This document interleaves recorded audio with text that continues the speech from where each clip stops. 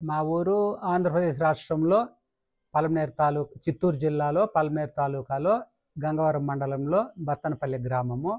మా గ్రామంలో కూడా అందరూ కులమతాలకు అతీతంగా అందరూ అన్నదమ్ముల వలె మెలుగుతూ అన్ని కార్యక్రమాల్లో ఐకమత్యంగా ఈ కార్యక్రమాలంతా సజావుగా జరుపుకుంటా ఉన్నారు.